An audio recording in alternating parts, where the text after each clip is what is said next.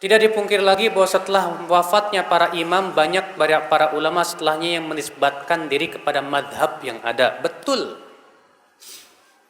Ya. Imam Ibnu Hajar Asy-Syafi'i, Imam Nawawi Asy-Syafi'i, Imam At-Tahawi Al-Hanafi, Imam Ibnu Qudamah Al-Hambali, ya. Imam Ibnu Abdul Bar Al-Maliki. Lah, berarti mereka fanatik madhab dong? Tidak. Kenapa mereka dinisbatkan kepada madhab? Dengarkan penjelasan Ibnu Qayyim dalam kitab Ilamul Muwaqqi'in. Mereka dinisbatkan kepada madhab karena pokok-pokok fikihnya lebih condong kepada salah satu madhab. Bukan berarti mereka mengikatkan diri dalam satu madhab tidak keluar. Tidak. Makanya kata Imam Ibnu Qayyim, orang yang tidak memahami pokok-pokok madhab tidak boleh dinisbatkan kepada madhab siapapun juga. Maka orang awam tidak boleh dinisbatkan kepada madhab manapun juga. Sebab yang boleh dinisbatkan kepada madhab itu yang sudah menguasai pokok-pokok madhab. Nah, sekarang di Indonesia banyak, ada nggak paham nggak pokok-pokok madhab Syafi'i? Nggak paham. Bahkan terkadang mengklaim sesuatu ya dari madhab Syafi'i, padahal bukan madhab Syafi'i. Makanya di Indonesia ini Pak, terkadang kita mendapatkan sesuatu yang aneh. Anehnya kenapa? Di satu pihak mereka mengatakan harus satu madhab, tapi di pihak lain mereka ternyata terkadang tidak berpihak kepada madhabnya sendiri. Saya berikan contoh. Di Indonesia kalau habis sholat zikirnya keras-keras nggak? Zikirnya keras-keras. Padahal itu madhab siapa? Madhab Hambali. Adapun Imam Syafi'i mengatakan zikir setelah sholat yang syariat tidak dikeraskan. Boleh dikeraskan sebatas untuk taklim saja dan tidak boleh terus-menerus. Sementara yang ada di masyarakat zikirnya dikeraskan terus-menerus. Jadi mereka sebetulnya ngikut madhab siapa ini? Di satu pihak mengatakan harus satu madhab Syafi'i. Loh kayak ente, kok dalam masalah zikir setelah sholat ikut madhab Hanbali gimana?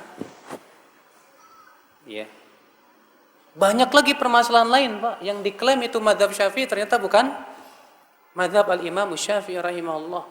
Makanya ya akhi a'azakumullah, itu akibat daripada mereka tidak faham pokok-pokok madhab. Makanya orang awam tidak boleh dinisbatkan kepada madhab manapun juga. Tidak bisa. Makanya Ibnu Hajar disebut Asy-Syafi'i. Kenapa? Karena pokok-pokok madhabnya lebih banyak menguatkan pendapat madhab Syafi'i. Tapi apakah Ibnu Hajar mengatakan tidak boleh menyelisih madhab Syafi'i? Antum baca kitab Fathul Bari Syarah Sahih Bukhari. Sering kali Ibnu Hajar menyelisih pendapat Imam Syafi'i. Al-Khattabi Abu Sulaiman, beliau terkenal sebagai seorang ulama madhab Syafi'i di zamannya. Tapi beliau menyelisih madhabnya sendiri dalam 119 permasalahan. Karena beliau melihat madhab lain yang lebih kuat. Imam Nawawi rahimahullah, antum baca dalam kitab Syarhul Muhadzab. Sering beliau menyelisih madhab Syafi'i. Di antaranya tentang masalah makan daging unta. Di mana Imam Syafi'i, Imam Nawawi lebih merojikan pendapat jumhur daripada pendapatnya madhabnya sendiri. Dalam masalah makan daging unta. Iya. Itu kan menunjukkan secara saksi, secara bukti, bahwa para ulama tidak pernah mengikatkan diri kepada satu mazhab. Mereka mengikatkan diri kepada Al-Quran dan hadis Nabi SAW. Adapun mereka dinisbatkan kepada mazhab karena mereka merojihkan usul pokok-pokok mazhab tersebut. Itu mereka dinisbatkan kepada mazhab. Ya. Bukan berarti mereka fanatik mazhab.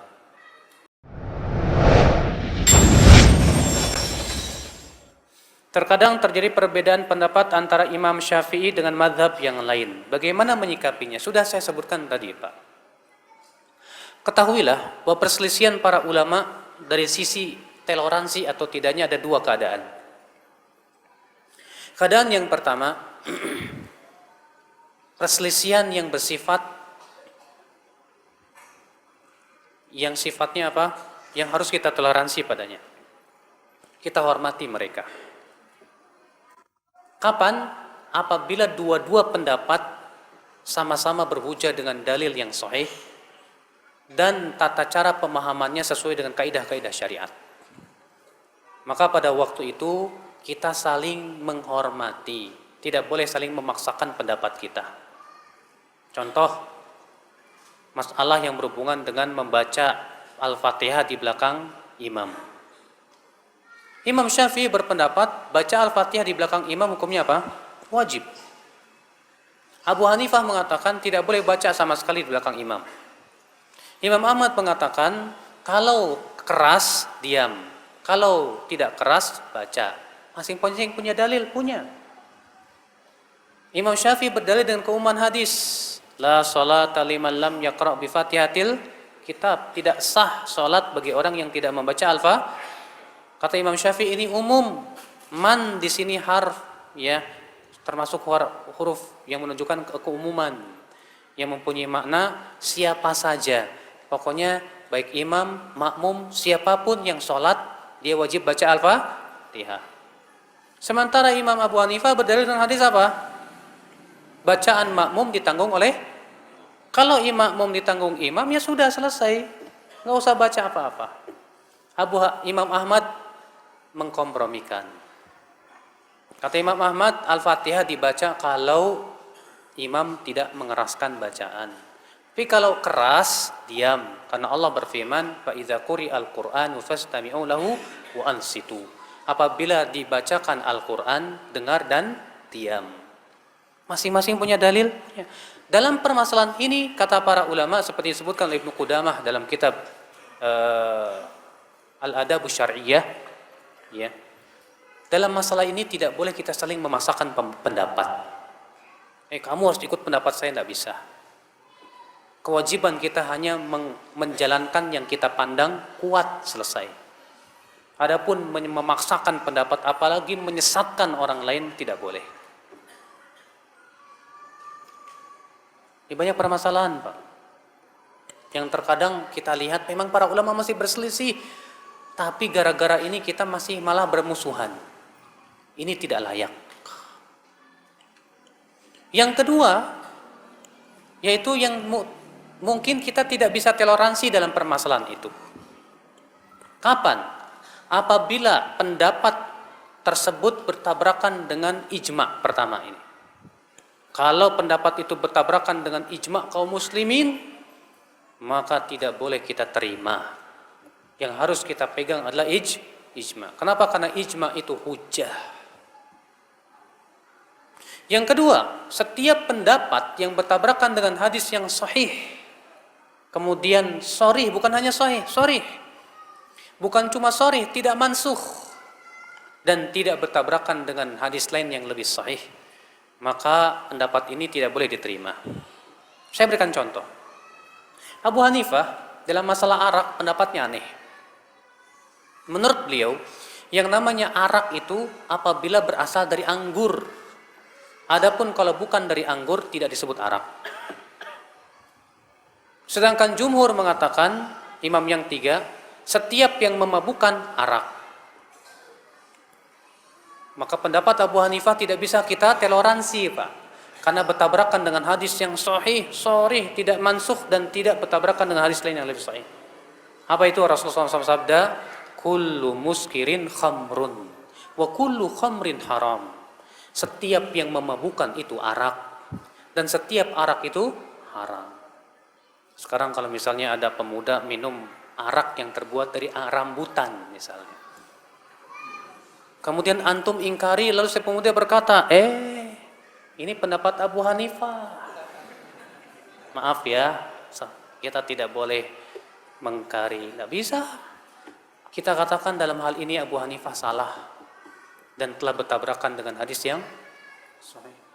Contoh lain, Abu Hanifah mengatakan sedekap dalam sholat itu tidak disyariatkan. Hujahnya apa? Karena tidak ada dalil. Sementara jumhur mengatakan sunnah karena ada dalil. Dalam hal ini kita tidak bisa terima perkataan Imam Abu Hanifah. Kenapa? Karena bertabrakan dengan dalil. Masalahnya hadis-hadis tentang sedekap dalam sholat itu belum sampai kepada Imam Abu Hanifah. Maka bagaimana kita akan menghormati pendapat Abu Hanifah? Karena pendapat tersebut bertabrakan dengan apa? hujah, dalil. Ini yang harus kita pahami, Pak. Makanya masalah-masalah ikhtilaf itu harus dibedakan dan dipilah. Terkadang kan ada orang yang menghadapi perselisihan ulama itu puyeng, Pak, bingung. Ketika bingung tidak berusaha untuk mencari, tapi malah mencetuskan kata-kata yang menunjukkan kebingungan. Contoh misalnya, Pak, udah jangan merasa benar sendiri. Udah jangan merasa paling benar kamu. Sering mendengar nggak gitu? Sebetulnya ini menunjukkan kebingungan. Dia sedang bingung mana yang benar gitu loh. Jadi karena saking dia bingung dan dia pun tidak berusaha mencari, dibiarkan dia ngambang begitu. Akhirnya dia mencetuskan, udahlah nggak usah merasa benar sendiri. Ya. Dan anehnya kemudian dia memaksakan pendapat dia kepada kita. Kamu jangan merasa paling benar. Maka kita jawab lagi, kamu ngomong gitu merasa benar nggak? Hah? Kamu ngomong gitu merasa benar nggak? Ya iyalah, ya udah. Yang namanya merasa benar itu fitrah manusia, Mas. Jangankan Anda, Fir'aun saja merasa dirinya benar. Allah berfirman dalam surat Ghafir, qala Fir'aun ma urikum illa ma ara wa ma ahdikum illa sabila rasyad. Berkatalah Fir'aun, aku tidak memandang untuk kalian kecuali yang aku pandang baik, dan aku tidak membimbing kalian kecuali kepada jalan kebenaran. Tuh Fir'aun ngomongnya begitu, Pak. Makanya kalau ada orang berkata, kamu jangan merasa paling benar sendiri ya. Masalahnya, Pak, di dunia ini nggak ada orang yang merasa paling sesat sendiri, Pak. Ya. Ada nggak? Nggak ada.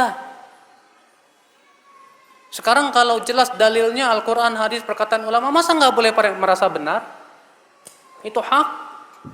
Yang hak itu yang berasal dari Al-Quran dan hadis Nabi, apalagi didukung oleh ijma, itulah hak. Kebenaran yang harus kita pegang. Cumanya masalahnya seperti itulah. Kaum muslim ini sudahlah nggak mau nuntut ilmu. Ketika dihadapkan sesuatu yang sifatnya perbedaan, mereka tidak berusaha untuk mencari, tapi dibiarkan yang ngambang seperti itu. Lalu kemudian mencetuskan ide-ide yang bingung juga. Akibatnya seperti itu jadinya, Pak. Allahul musta'an wal istiqlal.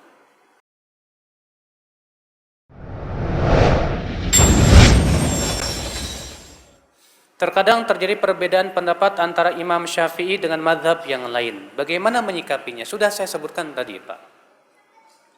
Ketahuilah bahwa perselisihan para ulama dari sisi toleransi atau tidaknya ada dua keadaan. Keadaan yang pertama, perselisihan yang bersifat, yang sifatnya apa? Yang harus kita toleransi padanya. Kita hormati mereka. Kapan?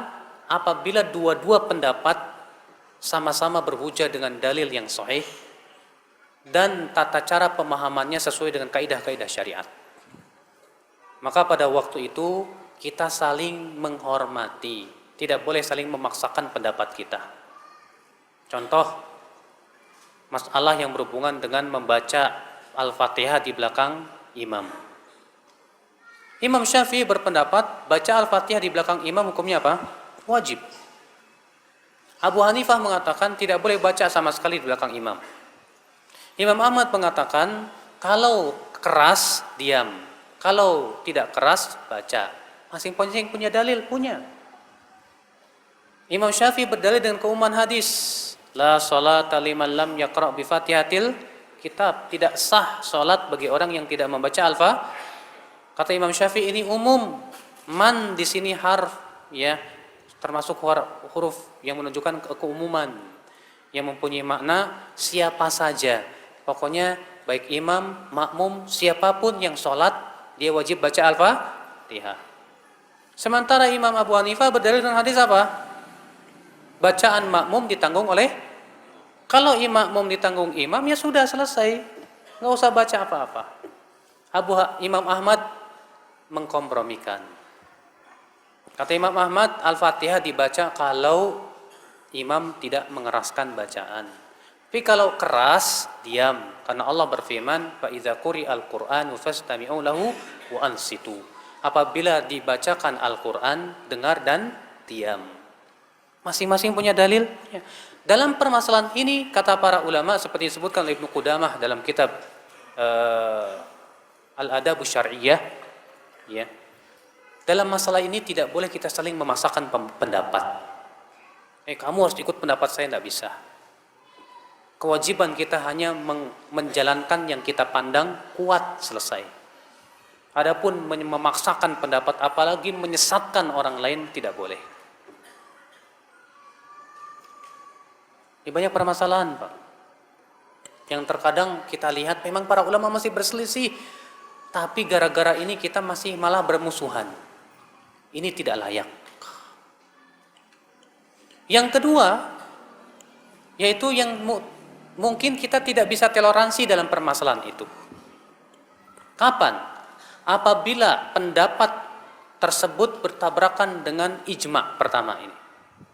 Kalau pendapat itu bertabrakan dengan ijma' kaum muslimin, maka tidak boleh kita terima. Yang harus kita pegang adalah ijma'. Kenapa? Karena ijma' itu hujjah. Yang kedua, setiap pendapat yang bertabrakan dengan hadis yang sahih, kemudian sharih, bukan hanya sahih, sharih. Bukan cuma sharih, tidak mansukh, dan tidak bertabrakan dengan hadis lain yang lebih sahih, maka pendapat ini tidak boleh diterima. Saya berikan contoh. Abu Hanifah dalam masalah arak pendapatnya aneh. Menurut beliau, yang namanya arak itu apabila berasal dari anggur. Adapun kalau bukan dari anggur tidak disebut arak. Sedangkan jumhur mengatakan, imam yang tiga, setiap yang memabukkan arak. Maka pendapat Abu Hanifah tidak bisa kita toleransi, Pak. Karena bertabrakan dengan hadis yang sahih, sharih, tidak mansukh, dan tidak bertabrakan dengan hadis lain yang lebih sahih. Apa itu? Rasulullah SAW sabda, kullu muskirin khamrun, wa kullu khamrin haram. Setiap yang memabukkan itu arak, dan setiap arak itu haram. Sekarang kalau misalnya ada pemuda minum arak yang terbuat dari rambutan misalnya, kemudian antum ingkari, lalu si pemuda berkata, ini pendapat Abu Hanifah. Maaf ya, kita tidak boleh mengkari, tidak bisa. Kita katakan dalam hal ini Abu Hanifah salah dan telah bertabrakan dengan hadis yang sahih. Contoh lain, Abu Hanifah mengatakan sedekap dalam sholat itu tidak disyariatkan. Hujahnya apa? Karena tidak ada dalil. Sementara jumhur mengatakan sunnah karena ada dalil. Dalam hal ini kita tidak bisa terima perkataan Imam Abu Hanifah. Kenapa? Karena bertabrakan dengan dalil. Masalahnya hadis-hadis tentang sedekap dalam sholat itu belum sampai kepada Imam Abu Hanifah. Maka bagaimana kita akan menghormati pendapat Abu Hanifah? Karena pendapat tersebut bertabrakan dengan apa? Hujjah, dalil. Ini harus kita pahami, Pak. Makanya masalah-masalah ikhtilaf itu harus dibedakan dan dipilah. Terkadang kan ada orang yang menghadapi perselisihan ulama itu puyeng, Pak, bingung.